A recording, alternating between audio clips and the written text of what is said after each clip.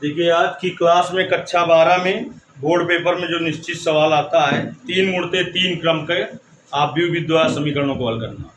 वास्तव में तो हम समीकरणों को 2 विधियों से हल कर सकते हैं, आव्यूह विधि द्वारा और क्रेमर विधि द्वारा। क्रेमर विधि पहले इंटर में थी, अब लेकिन हट गई है। अंशाण में कहीं कहीं पर मिल जाएगा आपको कि निम्न समीकरणों को क्रेमर विधि द्वारा हल कीजिए, वो आपको अगले वीडियो में बताया जाएगा।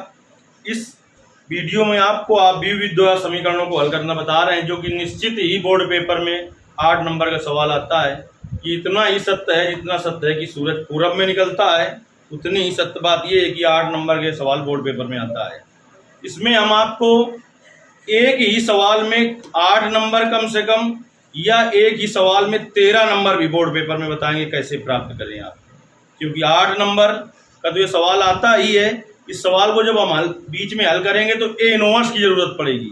तो कभी कभी सवाल आता है 5 नंबर का कि निम्न आव्यूह का व्युत्क्रम ज्ञात कीजिए या ए इनवर्स ज्ञात कीजिए, उसमें ये ना लिखा हो प्रारंभिक रूपांतरण द्वारा, तो इसी विधि का प्रयोग करेंगे जैसा कि हम बीच में हल करने में करेंगे। तो 8, 5, 13 नंबर हो गए। कभी कभी 2 नंबर की उपसारणिक निकालनी आ जाती है, तो 13 और 2 15 नंबर हो गए एक ही सवाल में केवल।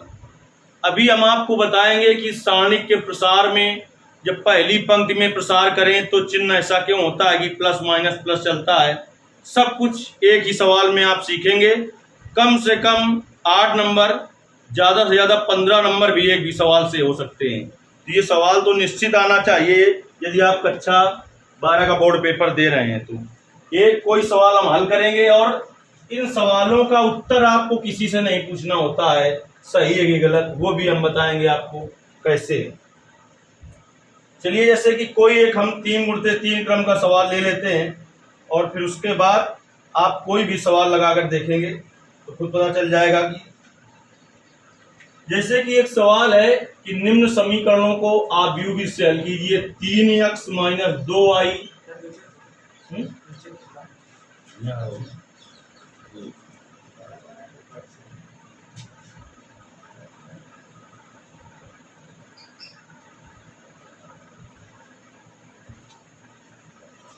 3x - 2y धन 3z बराबर 8 और 2x + y - z बराबर 1।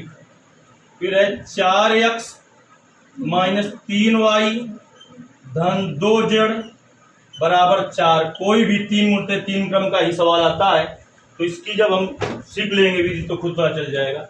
सबसे पहले लिखते हैं समीकरणों को आव्यूह रूप ax बराबर b में परिवर्तित करने पर। समीकरणों को आव्यूह रूप ax बराबर b में परिवर्तित करने पर, देखिए ए क्या है, ये जो x y z के गुणांक है तीनों के, उससे a बनेगा। तो देखिए पहले समीकरण जो है उसके x का गुणांक है 3, y का गुणांक है -2, z का गुणांक है 3। फिर दूसरे समीकरण में आते हैं, 2 है, y का गुणांक 1 है, z का गुणांक -1 है। फिर तीसरे समीकरण में 4 - 3 और 2 है। इधर देखिए x में क्या रखना है आपको, यहाँ पर देख रहे हैं आप कितने चर हैं, 1 2 3। तो इन तीनों चरों को रखना है और स्तंभ में रखना है, यानी ऐसे लिखना है आपको x y z बराबर, इधर b क्या है, इधर जो अचर पद लिखे हुए हैं इसको स्तंभ में रखना है, ये है b का मान। अब इसके बाद यहां से आप देख रहे हैं जब हमें x y z का मान निकालना है तो x y z इधर रखेंगे, x y z बराबर, इसको उधर ले जाएंगे, इनवर्स में जाएगा। लेकिन अब यहाँ बहुत बड़ी समझने की बात है कि कुछ लड़के करते हैं कि ऐसे 8 1 और 4 जो है इसको पहले लिख लेंगे, इसको उधर ले जाएंगे और ऐसे ये पूरे अवयव लिखेंगे, इनवर्स में लिख देंगे, उत्तर आ जाएगा तुम्हारा, निकाल भी तुम दोगे, लेकिन 100% सवाल गलत है। क्यों गलत है वो हम आपको बताते हैं। इसको पहले ही क्यों लिखेंगे क्योंकि सवाल केवल आने से सब कुछ नहीं होता, उत्तर भी आप निकाल सकते हैं, लेकिन वो जबरदस्ती का उत्तर निकालना होगा। क्यों, अभी हम बताते हैं। इसको उधर ले गए, जैसे 1/x लिखा हो, इधर लिखा हो x और इधर मान लो y बराबर 1 है, तो y बराबर क्या होता है 1/x, यानी y बराबर होता है, इसको ऊपर ले जाए तो x की पावर -1, तो ऐसे इसको ऊपर ले गए तो ये हो गया इनवर्स। इस प्रकार से इनवर्स बना है।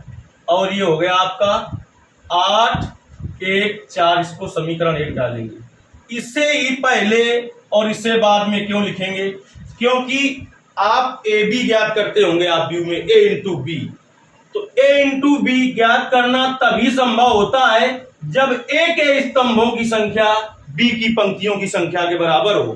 तो इधर देखिए जो पहले लिखा हुआ है इसमें कितने स्तंभ है, 1, 2, 3, बाद में जो लिखा है उसमें कितनी पंक्तियां हैं, 3, इसके स्तंभों की संख्या इसकी पंक्तियों की संख्या के बराबर है, तभी इसका गुणा करना संभव होगा। लेकिन अगर इसको पहले लिख दें तो इसमें कितने स्तंभ, 1, और बाद में जो लिखा है इसमें कितनी पंक्तियां, 3, इसका गुणा करना संभव ही नहीं है। आप कर दो तो एक नई गणित बनाओगे, उससे चेक करने वाला अगर सही है तो काट के 0 कर देगा, बाकी चेक करने वाला भी अगर आपकी ही तरीके का है तो उससे कुछ दिक्कत नहीं। अब देखिए इसको बेटा हम मानेंगे ए, इसको अगर हम ए मानेंगे तो ये बन जाएगा ए इनवर्स। ए इनवर्स जब बन जाएगा तो ए इनवर्स ज्ञात करना इसके पहले आपको सिखाया गया है, तो फिलहाल हमने इसको ए मान लिया। माना ए बराबर 3 - 2, 3, 2, 1 - 1, 4 - 3, 2। जब हमने इसको ए माना तो ये बन गया ए इनवर्स। और आप जानते हैं कि ए इनवर्स बराबर क्या होता है, एडजॉइंट ए बटे मॉड ए। एक क्वेश्चन तो हम भूल ही गए थे जो इससे और बनता है। सवाल लिख के आता है कि आप व्यू लिखा होता है, कहता है का सैखंडज आप व्यू ज्ञात करो, यानी एडजॉइंट ए ज्ञात करो। ये भी 5 नंबर का क्वेश्चन आता रहता है। तो 15, 5, 20 नंबर का ज्यादा से ज्यादा हो सकता है, कम से कम तो फिक्स है कि 8 नंबर का आने हैं। यानी एडजॉइंट ए इसे ही कहते हैं सैखंडज आप व्यू। बहुत बार प्रश्न लिख के आता है कि इस आप व्यू का सैखंडज आप व्यू ज्ञात करो, तो यानी इससे हम 20 अंक तक भी प्राप्त कर सकते हैं। अब देखिए जब ए इनवर्स बराबर हमने जाना कि एडजॉइंट ए बटे मॉड ए होता है, तो मॉड ए के मान की जरूरत हमें पड़ेगी, ये हमें पता चल गया। तो मॉड ए का मान पहले ज्ञात कर लें हम। तो देखिए जैसे ही मॉड लगाते हैं, जैसे ही मॉड लगाते हैं आप व्यू सारणी में बदल जाता है। तो जैसे ही मॉड लगाएंगे तो ये आप व्यू का चिन्ह ये था आपका, और सारणी का चिन्ह ये है। प्रसार सारणी का ये होता है, आप व्यू का प्रसार कभी नहीं हो सकता है कि आपने प्रसार कर दिया और चिन्ह आप व्यू को लगा है। गणित का जानने वाला है काट के 0 कर देगा, उत्तर आप निकालें, उससे मतलब क्या है। तो जैसे ही हमने लगाया इस पर मॉड तो ये आप व्यू सारणी में बदली, 3 - 2, 3, 2, 1 - 1, 4 - 3, 2। अब हम इसका प्रसार करने जा रहे हैं, चाहे जय के सापेक्ष आप प्रसार करें, चाहे R1 के, चाहे R2 के, चाहे R3 के, चाहे C1 के, चाहे C2 के, चाहे C3 के, मान वही आएगा। अब देखिए जब R1 के सापेक्ष प्रसार करते हैं, देखिए इस सवाल में टाइम ज्यादा लगेगा क्योंकि हम आपको बहुत सारी चीजें सिखा रहे हैं, लेकिन आप सोचें कि एक सवाल बोर्ड पेपर में इतनी देर में हल कर पाएंगे, तो ऐसा नहीं है। 7-8 मिनट में आप आसानी से हल कर लेंगे, क्योंकि इसमें हम हर चीजें सिखा रहे हैं जितने प्रश्न ज्यादा से ज्यादा बन सकते हैं। तो जब R1 के सापेक्ष प्रसार करने पर चिन्ह होता है प्लस माइनस प्लस, R2 के सापेक्ष माइनस प्लस माइनस, R3 के सापेक्ष प्लस माइनस प्लस, और C1 के सापेक्ष प्रसार करो तो प्लस माइनस प्लस, C2 के सापेक्ष माइनस प्लस माइनस, C3 के सापेक्ष प्लस माइनस प्लस। ऐसा क्यों होता है वो भी हम आपको इसी सवाल में बताएंगे। तो देखिए हम R1 के सापेक्ष प्रसार कर रहे हैं। R1 के सापेक्ष प्रसार करने पर, R1 के सापेक्ष प्रसार करने पर जब R1 के सापेक्ष प्रसार करेंगे तो पहला अवयव लिख लेंगे, 3 है आपका, प्लस चिन्ह चलता है, फिर माइनस, तो माइनस माइनस क्या हो गया प्लस, प्लस माइनस फिर प्लस 3। अब जब ये वाला 3 लिखा है पहले वाला, तो ये कहाँ है? पहली पंक्ति में और पहले स्तंभ में। तो पहली पंक्ति को बंद कर लो, पहले स्तंभ को। क्या बचा? 1 माइनस 1 माइनस 3, 2 इसको लिख देंगे। ये वाला 2 कहाँ है? ये वाला था -2, लेकिन माइनस माइनस प्लस हो गया। कहां पर है? पहली पंक्ति में और दूसरे स्तंभ में। तो बंद कर दो। क्या बचा? 2 माइनस 1 4 2, तो वो लिखेंगे 2 माइनस 1 4 2। इसको इसमें बंद कर दीजिए। ये कहाँ है? 3 पहली पंक्ति में जो ये वाला 3 लिखा है, और तीसरे स्तंभ में। तो पहली पंक्ति और तीसरे स्तंभ को ढक लो, तो जो बचा वो लिखेंगे 2 1 4 माइनस 3। देखिए बेटा, हो गए 3। इसका गुणा इसमें करते हैं, 1 गुणते 2 2, माइनस फिर इसका गुणा इसमें करते हैं। तो पहले देखो इसमें माइनस तो है, तो माइनस माइनस तो क्या होगा इसका? प्लस। लेकिन माइनस से गुणा और करते हैं तो फिर प्लस माइनस से गुणा क्या हो गया? माइनस। देखिए ये निश्चित है कि 8 नंबर का सवाल आता है, लेकिन अगर आप सवाल लगा कर नहीं देखें कभी और आप सोचें कि आप सवाल लगा लेंगे, तो हम ये निश्चित बता दें कि ये सवाल आप लगा नहीं पाएंगे। क्योंकि चाहे आप कैलकुलेशन में गड़बड़ करें या कुछ भी गड़बड़ करें, निश्चित तौर पर गलत होना है। कम से कम 60 या 70 नंबर के तो क्वेश्चन फिक्स होते हैं इंटर के पेपर में कि यही आएंगे।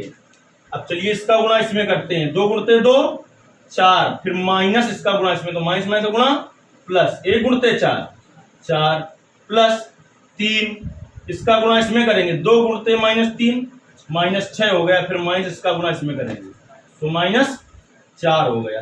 3 गुणते 2 -3 -1, प्लस 2 गुणते 4 धन 4 8, प्लस 3 गुणते -6 -4 -10, तो -3 आ गया, प्लस 4 दूनी 8 आ गया, प्लस 8 दूनी 16 हो गया। 8 दूनी 16, प्लस माइनस का गुणा -10 33 हो गया। तो देखिए आपका बचा कितना है यहाँ पर। चाहे आप पहले 30 में घटा दें, कितना? 16, तो कितना बचेगा? माइनस का 14 बचेगा, क्योंकि माइनस का 30 है और माइनस का 3 ये और हो गया। तो कितना आ गया? माइनस का 17। यहां पर एक लिखेंगे, चूंकि mod a does not equal to 0, अतः ए इनवर्स का अस्तित्व होगा या है। ए इनवर्स का अस्तित्व है। अगर मॉड ए का मान 0 आ जाए तो सवाल आगे कभी हल ना करो, चाहे व्युत्क्रम अपव्यय विज्ञात करा रहा हो। क्यों? कि व्युत्क्रम अपव्यय ज्ञात कराएगा तो ए इनवर्स बराबर क्या होगा? एडजॉइंट ए बटे मॉड ए। और मॉड ए का मान अगर 0 आ गया है तो 0 का भाग आप दो, ऊपर कोई संख्या हो, कोई भी संख्या हो, ये अपरिभाषित हो जाएगा। तो यहां पर ये स्टेटमेंट देना जरूरी है कि मॉड ए जो है वो 0 नहीं है, इसलिए ए इनवर्स का अस्तित्व होगा। इतना सवाल लगाइए आप जब तक।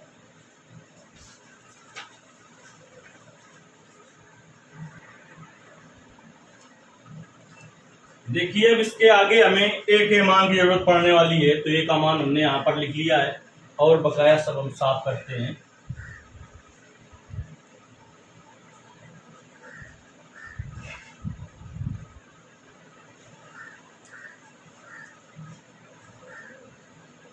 ए के मान की जरूरत पड़ेगी और मॉड ए के मान की जरूरत पड़ेगी।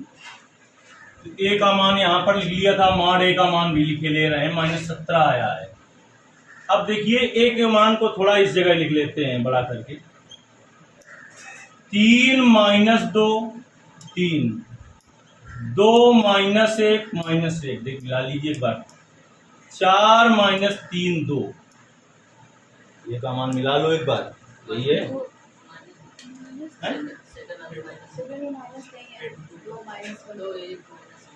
यहाँ पर क्या है?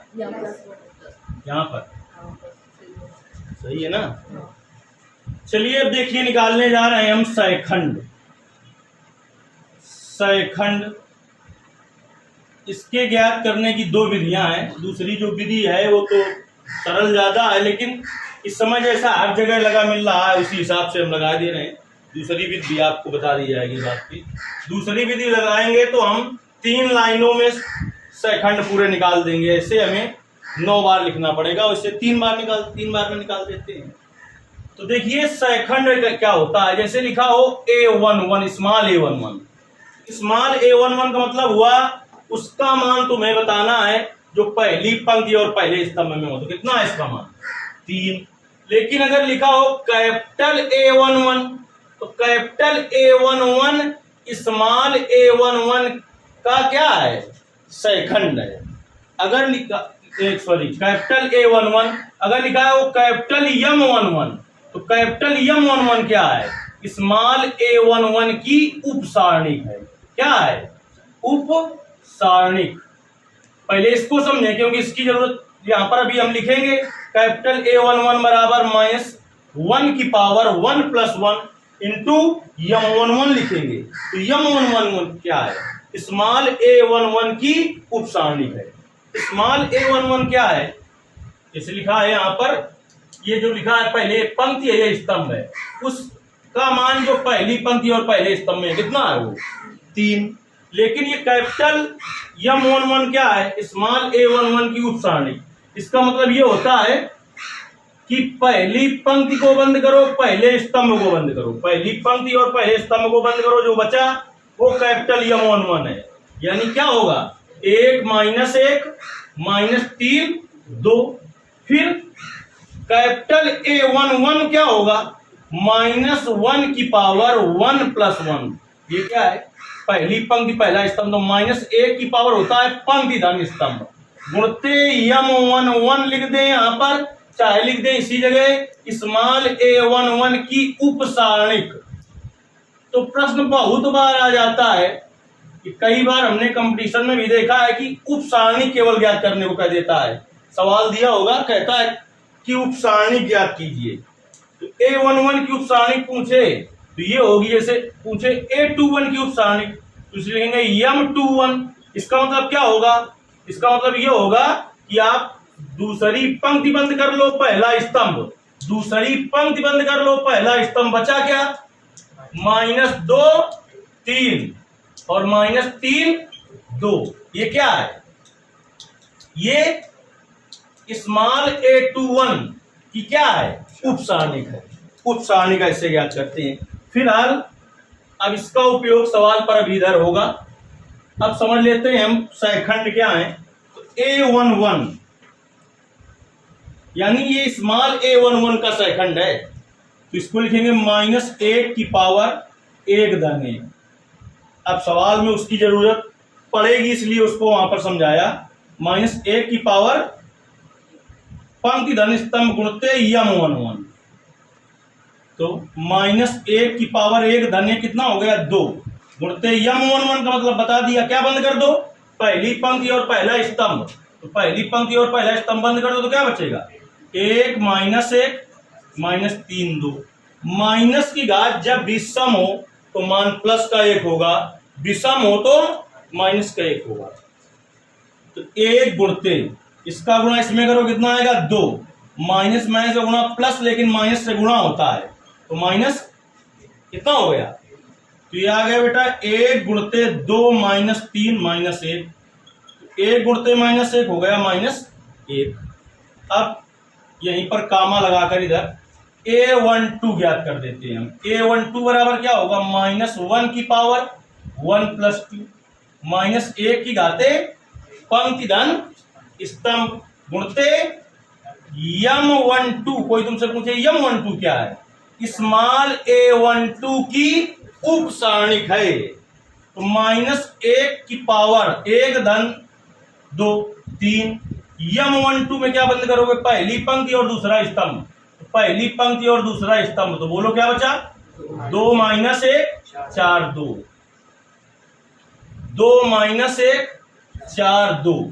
तो -1 की घात हमने कहा विषम हो तो मान होगा -1, सम हो तो +1, तो क्या हो गया -1 गुणते 2 गुणते 2 4 माइनस फिर इसका गुणा इसमें होता तो माइनस इसमें भी है, माइनस वो माइनस क्या हो गया प्लस, तो -1 गुणते 4 धन 4 8 तो हो गया -8।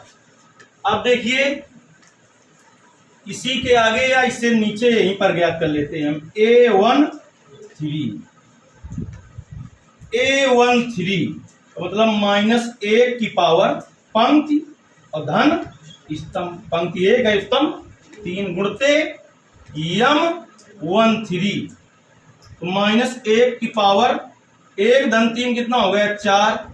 M13 क्या है? स्मॉल a13 की उपसारणिक है। क्या करें हम? पहली पंक्ति और तीसरा स्तंभ बंद करें। पहली पंक्ति और तीसरा स्तंभ, तो बताओ क्या बचा? 2 1 4 -3 तो -1 की पावर 4। पावर कैसी है? तो मान होगा प्लस का 1। 2 गुणते -3 -6 और माइनस फिर इसका गुणा इसमें करेंगे तो -4 आएगा।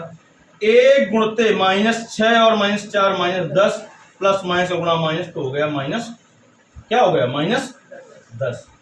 तो देखिए यहां से चिन्ह बनते हैं कि R1 के सापेक्ष प्रसार करने पर चिन्ह क्या आता है? प्लस। क्या आया इसका चिन्ह? प्लस। फिर माइनस आता है तो क्या आया? माइनस। फिर क्या आया? प्लस। तो R1 के सापेक्ष प्रसार करने पर चिन्ह क्या आया? Plus minus plus. आया कि नहीं आया? ये वाला। अब इसी प्रकार देखिए अभी R2 वाले यहीं से निकलेंगे। अब इसके बाद हमने A11 निकाल लिया, A12 निकाल लिया, A13। अब ये क्या है? ये कहां पर है? दूसरी पंक्ति में है और पहले स्तंभ में है। दूसरी पंक्ति में और पहले स्तंभ में। क्या कैलकुलेशन गड़बड़ है? दूसरी पंक्ति में पहले स्तंभ में, तो बेटा इसको लिखेंगे A21 तो -1 की घाते पंक्ति धन स्तंभ 2 धन 1 गुणते M21 तो -1 की पावर 3 गुणते M21। अब क्या बंद करोगे? दूसरी पंक्ति और पहला स्तंभ। दूसरी पंक्ति और पहला स्तंभ बताओ क्या बचा? -2 3 -3 2 तो घात इसकी सम की विषम तो मान होगा -1 गुणते इसका गुणा इसमें करेंगे -4 आएगा। ये वाला माइनस और वो माइनस क्या हो जाएगा? इससे गुणा करते हैं प्लस 3 3 9 -1 गुणते -4 और प्लस 9 तो प्लस का 5 गुणा करेंगे क्या आ जाएगा? -5।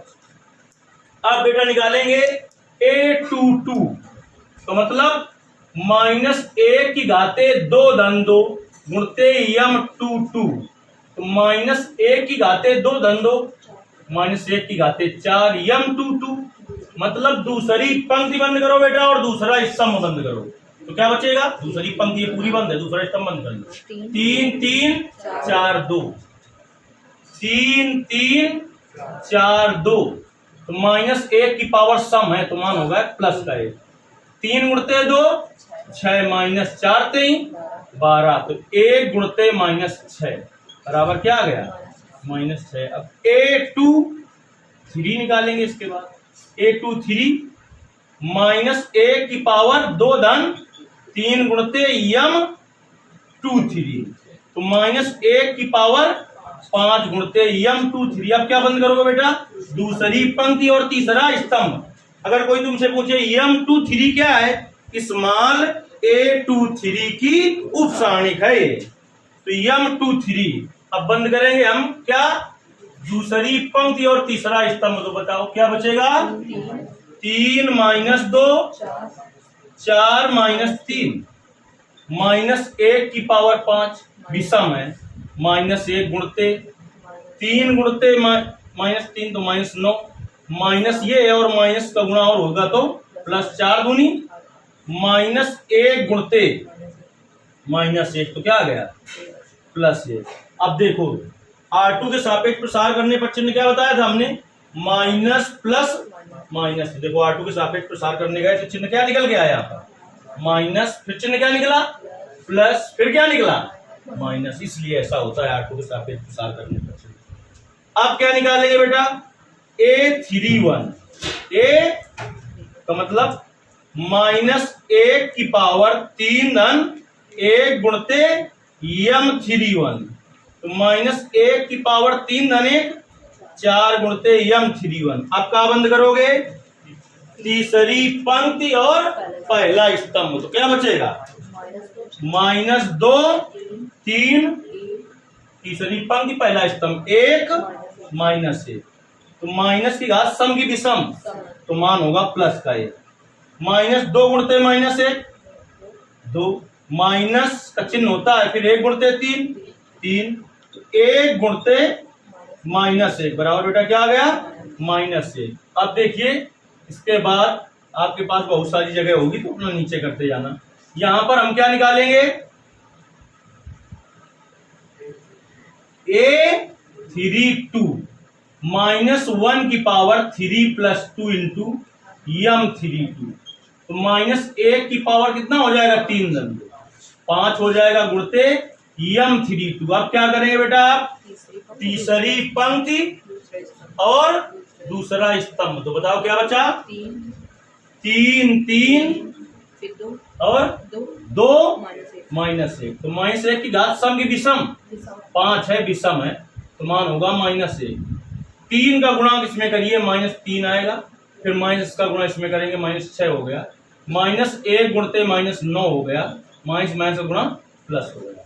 अब a33 तो -1 की पावर 3 + 3 पंक्ति धन स्तंभ गुणते m33, तो -1 की पावर 3 धन 3 m33। अब क्या बंद करोगे बेटा, तीसरी पंक्ति और तीसरा स्तंभ, तो क्या बचेगा 3 - 2 और 2 1, -1 की घात सम की विषम सम है तो मान होगा प्लस का 1, इसका गुणा इसमें करेंगे 3 आएगा, माइनस का गुणा इसमें करेंगे तो माइनस का गुणा प्लस 2 दूनी 4, 1 गुणते 4 धन 3 7, तो ये तो निकल आए सेकंड।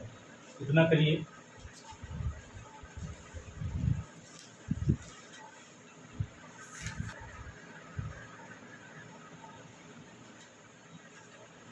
देखिए इसके बाद लिखेंगे सैखंडों से निर्मित आव्यूह।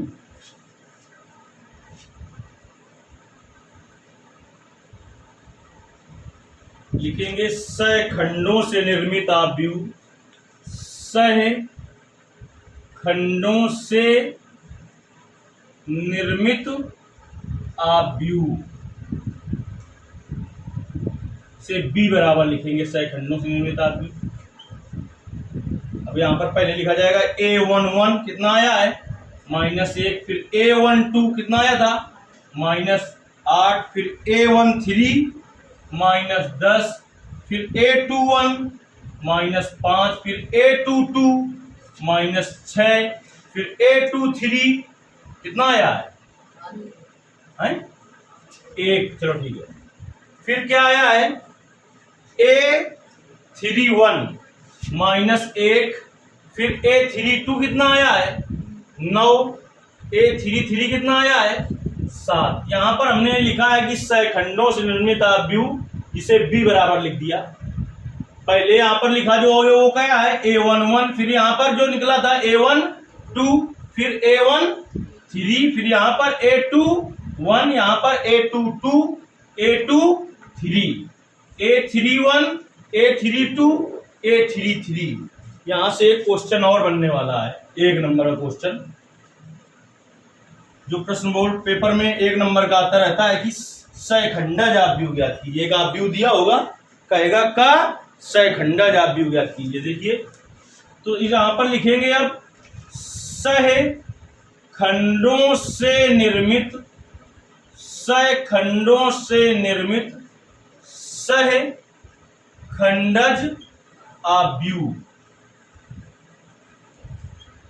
इसे कहते हैं सैखंडज। सैखंडज को कहते हैं एडजॉइंट। ए बराबर आव्यूह अगर था तो कहेंगे एडजॉइंट ए, और बी बराबर आव्यूह अगर रहा हो, इसको हल करना शुरू किया तो होगा एडजॉइंट बी। एडजॉइंट ए बराबर होगा बी का परिवर्त आव्यूह। अभी हमने क्वेश्चन कहा कि एक और प्रश्न यहां से बन रहा है, तो 1 नंबर का कोई लिखा रहता है कि ए बराबर इतना है तो इसका परिवर्त आव्यूह ज्ञात करो, तो परिवर्त आव्यूह को ए डैश कहते हैं। परिवर्त आव्यूह कैसे निकलता है, जो पंक्ति में लिखा है उसको पहली पंक्ति को पहले स्तंभ में बदल दो, दूसरी पंक्ति को दूसरे स्तंभ में, तीसरी पंक्ति को तीसरे स्तंभ में, तो क्या हो जाएगा -1 -8 -10 -5 -6 1, फिर -1 9 7, ये क्या आ गया एडजॉइंट ए। एडजॉइंट है तो मतलब ये आव्यूह दिया था उसका परिवर्त आव्यूह। हमने कहा एक नंबर का और क्वेश्चन बना तो ऐसा आव्यूह दिया होगा कोई ए या बी बराबर, कहेगा परिवर्त आव्यूह ज्ञात करो तो पंक्ति को स्तंभ में बदल दो। यानी अभी हमने बताया था इसके पहले 20, तो एक और ये क्वेश्चन बना यहाँ से 21 नंबर का। देखिए अब एडजॉइंट ए निकाल लिया, मॉड ए पहले निकाल लिया था। अब हम क्या करें, ए इनवर्स ज्ञात करें। चूंकि ए इनवर्स बराबर क्या होता है, ए इनवर्स बराबर एडजॉइंट ए बटे मॉड ए। एडजॉइंट ए का मान ये है, क्या है, -1 -5 -1 -8 -6 9 -10 1 7 बटे मॉड ए। मॉड ए का मान -17 निकला था। इसको ऐसे लिख सकते हैं हम, प्लस माइनस का भाग माइनस आया तो -1 बटे 17, और इसको ऐसे लिख दिया -1 -5 -1 -8 -6 9 -10 1 7। ये ए इनवर्स आ गया। 5 नंबर का इनवर्स ज्ञात करना भी आ जाता है। कोई आव्यूह दिया होगा, जैसे कि ए बराबर हमने माना था, इसी प्रकार कोई आव्यूह दिया होगा और कहे ए इनवर्स ज्ञात करो, तो यहां तक करना होगा, उसका ए इनवर्स हो गया।